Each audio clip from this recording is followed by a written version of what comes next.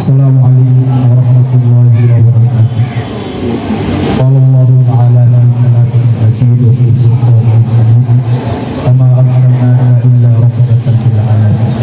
وقال رسول الله صلى الله عليه وسلم في الحديث الشريف بلغوا عني ولو آية رواه البخاري أو كما قال عليه الصلاة والسلام. وتشرف اللهم صل على محمد النبي وعلى آله وسلم تسليما كثيرا كثيرا. আলহামদুলিল্লাহ, মহান আল্লাহ পাক রব্বুল আলামিনের দরবারে অসংখ্য শুকরিয়া যে আল্লাহ পাক রব্বুল আলামিন আমাদেরকে গুরুত্বপূর্ণ একটা পরিবেশে আসার বসা কিছু কথা বলা ও শোনার তৌফিক দিচ্ছেন, এই জন্য বলি আলহামদুলিল্লাহ। বিশেষ করে আমি ইসলাহুল উম্মাহ ইসলামী সংগঠনকে আমি কৃতজ্ঞতা জানাতে চাই। উম্মার এই ক্রান্তি লগ্নে ইসলাহুল উম্মাহ ইসলামী সংগঠন একটা সাহসী উদ্যোগ নিয়েছে। অন্য কেউ যেমনভাবে উদ্যোগ নেয় অথবা না নেয় সেদিকে না তাকিয়ে ইসলাহুল উম্মাহ যে আমাদেরকে এত চমৎকার একটা বিষয়ে আলোচনা করার জন্য সুযোগ করে দিয়েছে, এমন মহান একজন ব্যক্তির সম্পর্কে যে একটা কথা বলার এবং শোনার সুযোগ করে দিয়েছেন, এই জন্য আমি আমার অন্তর অন্তঃস্থল থেকে আমি ইসলাহুল উম্মাহ ইসলামী সংগঠনকে ধন্যবাদ জানাতে চাই। এবং যারা এর সাথে সম্পৃক্ত আছে, সম্পৃক্ত হবে, আল্লাহ তাআলা যেন হাসরের ময়দানে সবাইকে জান্নাতুল ফেরদাউস নসিব করে বলে আল্লাহুম্মা আমিন। ইসলাহুল উম্মাহ সত্যিকার অর্থেই একটা চমৎকার একটা সংগঠন। আরবি একটা নাম ইসলাহুল উম্মাহ, এর বাংলা অর্থ দাঁড়ায় জাতির সংশোধন। আজকে আমরা তার বিষয়ে আলোচনা করব ভারতীয় আধিপত্যবাদ বিরোধী বিপ্লবী শহীদ শরীফ ওসমান হাদি।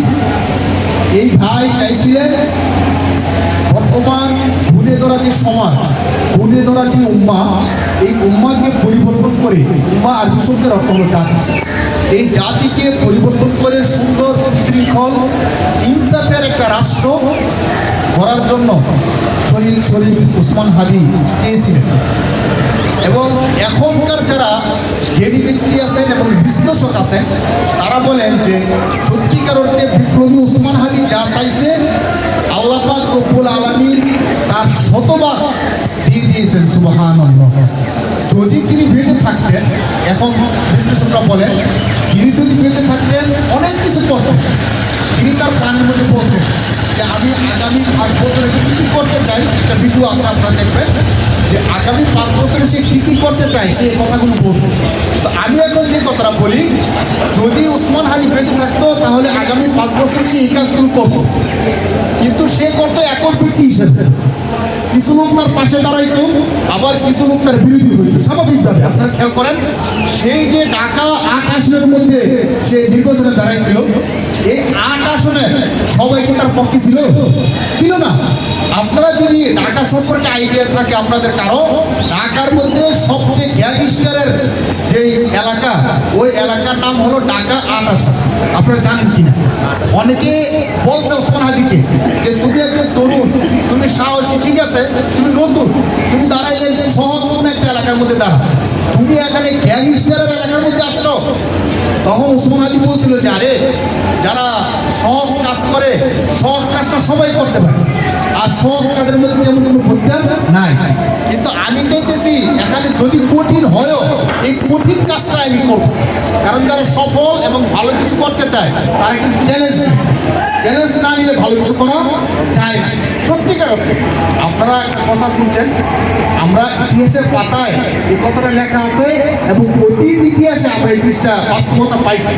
কিন্তু বর্তমানে একদম জ্বলন্ত প্রমাণ ওসমান হাদি ইতিহাসের লেখাটা আপনাদেরকে বলি, আপনারা অনেকে শুনছেন কথাটা কি, কোনো ব্যক্তি যদি পরিশ্রম করে ঘাম জড়ায় তাহলে সে তার পোশাক বদলায়, আর কোনো ব্যক্তি যদি সংগ্রাম করে শরীরের রক্ত জড়ায় তাহলে সে পোশাক বদলায় না, বরং সে একটা জাতির ইতিহাস বদলাবে। ঠিক কিনা? আপনারা একটু খেয়াল করেন, বিপ্লবী ওসমান হাদি সংগ্রাম করতে গিয়ে সে তার শরীরের রক্ত জড়াইছে, যার কারণে বাংলাদেশের ইতিহাস বদলায় গেছে। শুধু বদলায় গেছে না, এখন দেখেন অনেক মা সরাসরি ওসমান হাদি জীবিত থাকতে গিয়ে বলছে ওসমান আমার ওসমান, এই হাদি আমার হাদি। আর এখন আপনারা দেখতেছেন সোশ্যাল মিডিয়ার মধ্যে অনেক বাবারা তাদের সন্তানদেরকে শাহবাগে নিয়ে আসছে এবং বলতেছে যে আমার এই সন্তানকে আমি ওসমান হাদির মতো তৈরি করবো। সুবহানাল্লাহ, চিন্তা করেন তো। ঠিক ওসমান হাদি থাকলে অনেক কিছু করতো অবশ্যই, কিন্তু তার চিন্তা চেতনা ভেঙে যাওয়ার কারণে এখন সে একা না, এখন সারা বাংলাদেশ ওসমান হাদি হয়ে গেছে। সুবহানাল্লাহ, মানে আপনারা অবাক হবেন, বাংলাদেশের মধ্যে যাদেরকে বুজুর্গ আলেম বলা হয় তাদের মধ্যে একজন আছেন চরমনায় পীর সাহেব হুজুর, আপনারা জানেন, আরেকজন আছেন মোস্তাকুল নবী কাসেম। মানে মাহফিলের স্টেজের মধ্যে তারা শুধু শুনবে যে ওসমান হাদি শহীদ হয়ে গেছে, মৃত্যুবরণ করছে। ওই অবস্থায় তারা এমনভাবে কান্নাকাটি শুরু করে দিচ্ছে, মানে একজন আত্মীয় নিজের বললে কিভাবে কাটে সেভাবে কাটে। চিন্তা করেন, এই ভালোবাসা তৈরি করছে কে? আল্লাহ। কে তৈরি করছে ভাই? কেন তৈরি করছে এখন আসেন। আপনারা জানেন দেশপ্রেম ইমানের একটা অঙ্গ।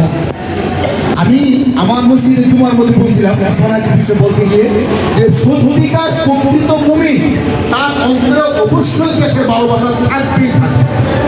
এখন বিশ্লেষণ করে দেখবেন যে প্রকৃত মুমিন তার অন্তরে প্রকৃত দেশপ্রেম, আর যে প্রকৃত মুমিন না, মুনাফিক, মুখে বলে একটা কাজ করে আরেকটা, সে সত্যিকার অর্থে তার মধ্যে দেশপ্রেম নাই। রাসূলুল্লাহ সাল্লাল্লাহু আলাইহি সাল্লাম প্রকৃত মুমিন ছিলেন, এই জন্য রাসূল সাল্লাল্লাহু আলাইহি সাল্লামের হৃদয়ের মধ্যে দেশপ্রেম ছিল। যখন মক্কার কাফেররা আমাদের প্রিয় নবী মুহাম্মদ রাসূলুল্লাহ সাল্লাল্লাহু আলাইহি সাল্লামকে দেশ থেকে তাড়াইয়া দেয়, ইতিহাসের মধ্যে আসে রাসূলুল্লাহ সাল্লাল্লাহু আলাইহি সাল্লাম বারবার কাবার দিকে তাকাইতেছিলেন, চোখের পানিগুলো ছেড়ে দিয়ে বলতেছিলেন, হে কাবা, আমি আল্লাহর কসম করে বলতেছি, আমার স্বজাতি যদি আমাকে এখান থেকে বিতাড়িত না করতো, আমাকে হত্যার ষড়যন্ত্র না করতো, আমি তোমাকে ছেড়ে কখনোই যাইতাম না। সুবহানাল্লাহ। এই রাসূল মুহাম্মদুর রাসূলুল্লাহ আমাদের প্রিয় নবী আমাদেরকে দেশপ্রেম শিখিয়ে দিয়েছেন, যার কারণে যুগে যুগে দেখবেন যারা দেশকে ভালোবাসে তাদেরকে জনগণ সবাই ভালোবাসে। নয়তো আপনারা একটু চিন্তা করেন, ওসমান হাদি একজন মানুষ, একটা ব্যক্তি, তিনি মরে যাওয়ার পরে তার পক্ষে এত কেন আসে? আপনাদের এখানে যারা আছেন, আপনাদেরকে আমি বলি, আপনাদের কাউকে ওসমান হাদি 5 টাকা দিয়েছিল কেউ আছেন? কেউ বলতে পারবেন যে হ্যাঁ ওসমান হাদি আমাকে 5 টাকা দিয়েছে? আছে কেউ? বা আমাদের কাউকে ওসমান হাদি 1 কাপ চা খাওয়াইছে? খাওয়াই নাই। তো আমাদের কি টাকা লাগলো যে ওসমান হাদির হত্যার বিচার, তার রুহের মাগফিরাত, তার জীবন আদর্শ নিয়ে আলোচনা করার কি দরকার লাগবে বলেন? সেটা আমাদেরকে 1 কাপ চাও খাওয়ায় নাই, আমাদেরকে 5টা টাকাও দেয়নি, আমাদেরকে কেউ বলেও নাই যে তার ব্যাপারে আলোচনা করেন, আলোচনা করলে আপনাদেরকে আলোচনা শেষে 500 টাকা করে পকেটে দিয়ে দেবে, কেউ বলছে? বলে নাই। এরপরও কেন আসছি? নিজের তাগিদে আসছে। কেন? যে ওসমান হাদি তো এমন ব্যক্তি ছিল যে আমাদের কথা বলতো, যে জনগণের কথা বলতো, যে শাসনের কথা বলতো, যে দেশপ্রেমের কথা বলতো। যে ব্যক্তি দেশপ্রেমের কথা বলতে গিয়ে জীবন দিয়ে দিয়েছে, আমরা কেন তার পক্ষ নিই? এই জন্য আজকে আমাদের আলোচনা সত্যিকার অর্থে যেন আমরা ওসমান হাদিকে হারাইয়া না। যদিও ওসমান হাদি সশরীরে আমাদের মধ্যে নাই, কিন্তু তার চিন্তা চেতনা, জ্ঞান, ধারণা, আদর্শগুলো আজও আমাদের মধ্যে আছে। একটা বিষয় খেয়াল করেন, সময় টেলিভিশনের যে সাক্ষাৎকারটা ওসমান হাদি ছিল মৃত্যুর গুলি করার 1 দিন 2 দিন আগে, ওইটার মধ্যে কি কি হবে, কিভাবে হবে, অনেকটা যেন মনে হয় সে দেখে দেখে বলতেছে। আপনারা দেখছেন সরাসরি সে বলতেছিল, সবাই যখন মৃত্যুটাকে ভীষণভাবে ভয় পায়, তখন আমি আল্লাহর সন্তুষ্টি অর্জন করার জন্য আমি শাহাদাতের মৃত্যু কামনা করি। সুবহানাল্লাহ। সে বলতেছে যে আমি তো এমন একটা মৃত্যু চাই যেন কেউ আমাকে প্রচন্ড মিছিলের মধ্যে আমি আসি আর আমার বুকের মধ্যে গুলিবিদ্ধ হলো আমার বুকের মধ্যে, আর আমি হাসতে হাসতে আল্লাহর দরবারে চলে গেলাম, আর আমি তখন বলতে পারলাম যে আমার এই ন্যূনতম জীবনটাকে আমি চমৎকারভাবে লিড করতে পারছি। সুবহানাল্লাহ। তার কথাগুলো মানে শব্দ চয়নগুলো কিন্তু কত চমৎকার, অথচ 2 দিন পরে তাকে এইভাবে গুলি করা হবে, কে জানতে বলে? আমরা কেউ জানতাম? আর এই আলোচনাটা বাইরে রয়েছে তার হত্যার পরে এইভাবে, অথচ 2 দিন আগে সময় টেলিভিশন যে সাক্ষাৎকার নিছে সে বলছে যে আমার সামনে দাঁড়ায় এমনভাবে কথাগুলো বলতেছিল বলে যে সে জানতেছিল। তো দেখেন ওসমান হাদি ভাই বলছে না 1999 জন্মগ্রহণ করছে, এই পৃথিবী থেকে তার 30 ক্লাস বয়স হয়, 34, 33, 35। তো এই অল্প সময়ের মধ্যে সে কি একটা বাস্তবায়ন করে দিয়ে গেছে। দেখেন তার জানাজা সরাসরি বর্তমানে যিনি রাষ্ট্রপ্রধান আছেন, প্রধান উপদেষ্টা, সে জানাজা পড়তে আমাদেরকে সে কি শিখিয়ে দিয়ে গেছে। আমি এই মেসেজটা আপনাদেরকে দিতে চাই। ওসমান হাদি একটা ব্যক্তি, আমরা একটা ব্যক্তি কিনা বলে। ওসমান হাদি তার বাবা মা ছিল কেমন সৌভাগ্যবান, বাবা মার বলে সে জন্মগ্রহণ করছে যে তার জানাজা পড়ার জন্য সারা বাংলাদেশ থেকে লোক আসছে। শুধু বাংলাদেশ না, বাহির থেকে অনেক লোক আসছে তার জানাজা পড়ার জন্য। এখন তার কথাটা এই জন্য বলতেছি, আমাদের জীবনের দিকে তাকান তো। ওসমান হাদিকে আল্লাহ তাআলা যে জীবন দিচ্ছেন, ওই জীবন আমাদেরকে দিচ্ছেন না বলে। তাকে যেমন দুটো চোখ দিচ্ছেন, আমাদের দুটো চোখ দিচ্ছেন। তাকে যা যা দিচ্ছেন, আমাদেরকে সব কিছু দিচ্ছেন। ডিফারেন্সটা কোথায়? সে তার বিষয়গুলোকে কাজে লাগাইছে। তার চিন্তা, চেতনা, মেধা, দৃষ্টি শক্তি, প্রখরতা সবগুলোকে সে কাজে লাগাইছে, আমরা কাজে লাগাই। শুধু এতটুকু ডিফারেন্স, যার কারণে আল্লাহ তাআলা তার মর্যাদা 7 আসমানের উপরে নিয়ে গেছে। আর আমরা কাজে না লাগানোর কারণে বিশ্বাস করেন আমাদের মধ্যে আমরা যারা আছি, আফসোস আমরা যদি মারা যাই, আমাদের এই 2-1 গ্রাম ছাড়া অন্য কেউ জান দিও, ঠিক কিনা বলে? আমাদের ছোট ভাই কালচারের কথাটা বলে গেছে যে এমন জীবন তুমি করিবে গঠন, মরণে হাসিবে তুমি, কাঁদিবে ভুবন। আপনারা বলেন ওসমান হাদি সত্যি কিন্তু তার কথা অনুযায়ী আস্তে আস্তে জীবন দিয়েছে না? কিন্তু তার জন্য তখন না, শুধু এখনো হাজার হাজার মানুষ কান্নাকাটি করে। এখনো তার কবরের পাশে গিয়ে মানুষ জড়ায় এখনো। এবং অনেক ভাই বলছেন যে তাহাজ্জুদের নামাজ পড়ে রোজা রাইখে রেখে আমরা ওসমান হাদির জন্য দোয়া করি। সুবহানাল্লাহ।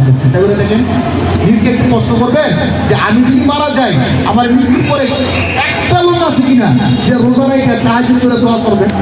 একটু চিন্তা করেন তো। এত বছর জীবন হয়ে গেছে আমাদের, অথবা জীবন হবে, আমরা কি এমন একটি জীবন তৈরি করতে পারবো যে জীবনটা তৈরি করার ফলে এবং 10 জন ব্যক্তি পাওয়া যাবে যে আমার মৃত্যুর পরে সে রোজা রাইখে তাহাজ্জুদের নামাজ পড়ে দোয়া করবে? আল্লাহ ভালো জানে। উচিত ওসমান হাদি আমাদেরকে শিক্ষাটা দিচ্ছে যে আমি তো একজন ব্যক্তি হই, আমার মতো আল্লাহ একটা জীবনই দিচ্ছে। বলেন ওসমান হাদিকে 10টা জীবন দিছে? একটা জীবনই দিছে।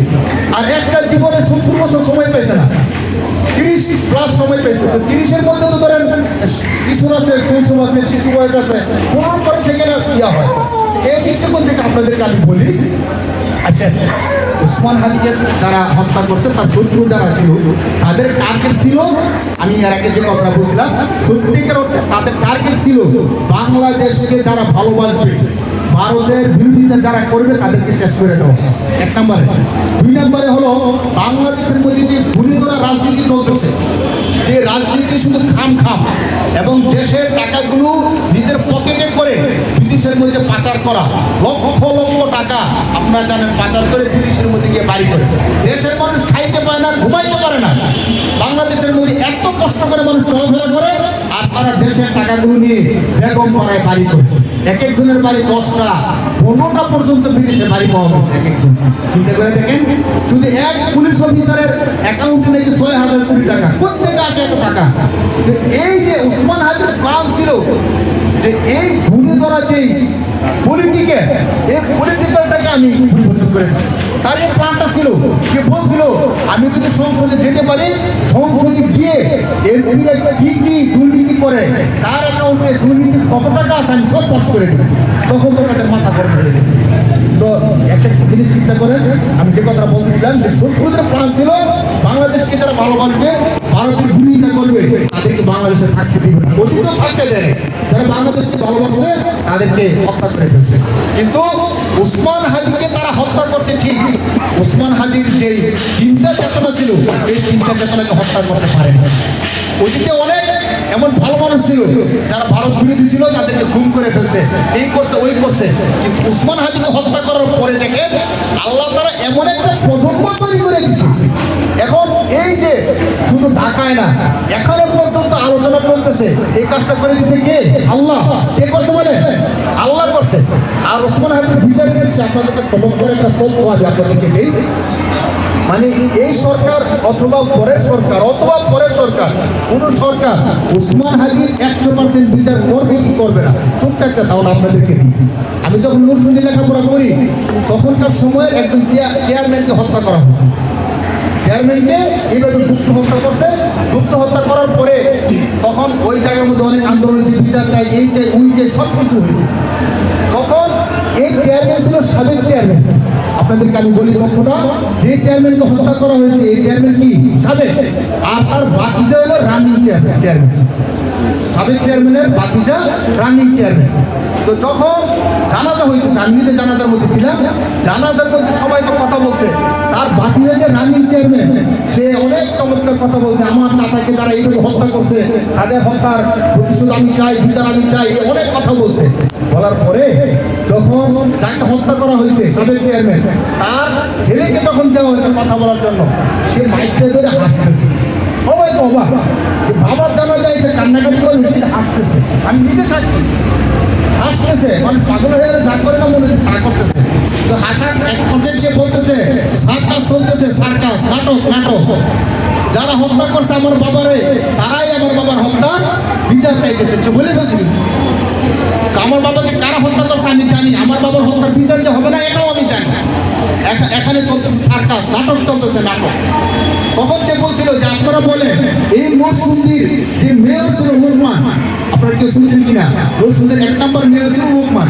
এই যে লোকমানকে যে হত্যা করা হয়েছে তার বিচার কি আদৌ হয়েছে? সে কিন্তু সারা মরসুন্দির পপুলার মেয়র ছিল এবং খুব উপরে পর্যায়ের লোক ছিল, সে তার হত্যার বিচার হয় না। তা আমি নিজেগুলো দেখছি, যুগে যুগে দেখেন এই হত্যাগুলোর বিচার হয় না।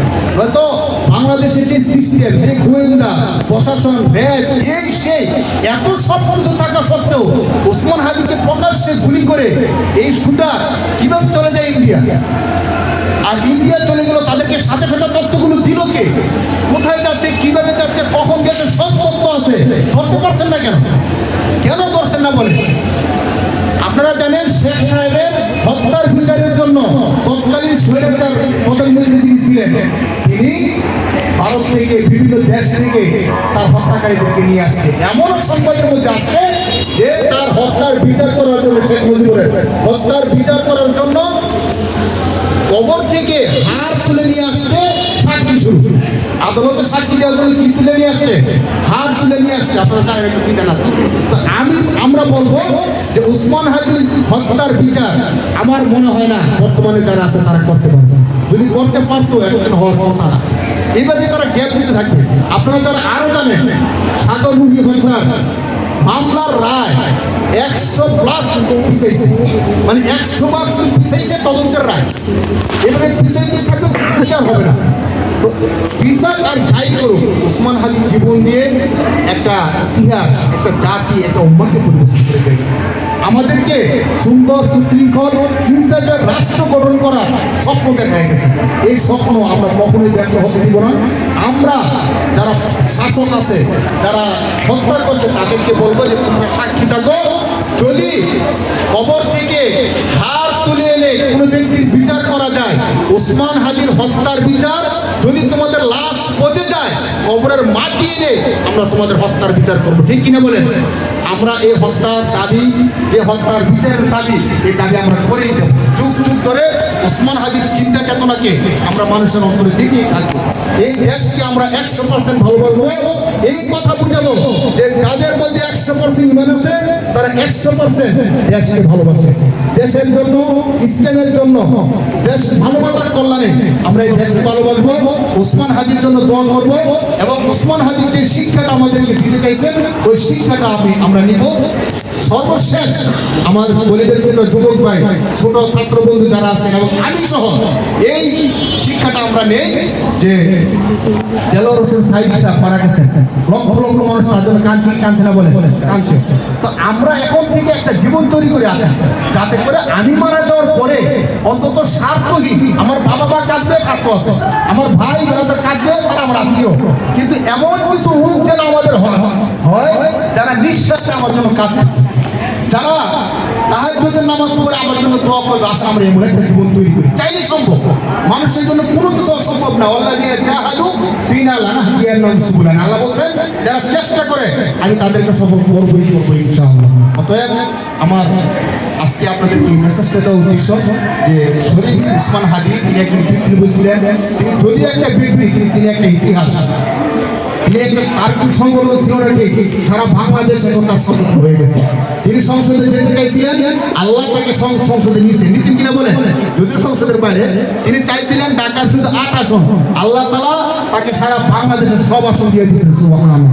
না তো তার পরবর্তীতে আমরা যারা আছি, আমরাও যদি সত্যিকার দেশকে ভালোবাসি, একটা ইনসাফের রাষ্ট্র গঠন করার জন্য চেষ্টা করি, যদি মরেও যায় তাহলে আমাদের চিন্তা মরবে না, আমাদের নাম মরবে না, যুগ যুগ ধরে আমাদের নাম থাকবে। বিশ্বাস করেন, এই ওসমান হাদি বাংলাদেশের ইতিহাস যতদিন থাকবে, ওসমান হাদির নাম ততদিন থাকবে। ওসমান হাদি বলছে যাবে না, যাবে না, ততদিন থাকবে। এখন মানে দাবি চলতেছে ওসমান হাদিকে এই প্রাথমিক শিক্ষার যে বই আছে, বইয়ের মধ্যে তার ইতিহাস আনার জন্য দাবি চলতেছে। এই জন্য আমরা দোয়া করি তার জন্য।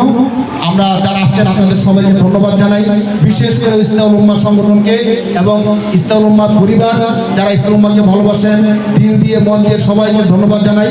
ইসলাহুল উম্মাহর পক্ষ থেকে যে আলোর জ্ঞানের মশাল পাঠাগার তৈরি করা হয়েছে, এটাকে আল্লাহ তাআলা দিন দিয়ে আরো উন্নত করুন, আমরা সেই দোয়া করি। আপনারা যারা আসছেন, পরবর্তীতে যদি কোনো প্ল্যানের জন্য আপনাদেরকে ডাকা হয়, আপনারা সবাই আসবেন এবং আপনাদের জন্য আমরা অন্তর থেকে দোয়া করবো, আমাদেরকে সমর্থন দিবেন, আমরা আপনাদের জন্য দোয়া করবো। এ বলে আমি আমার বক্তব্য শেষ করতেছি। আসসালামু আলাইকুম।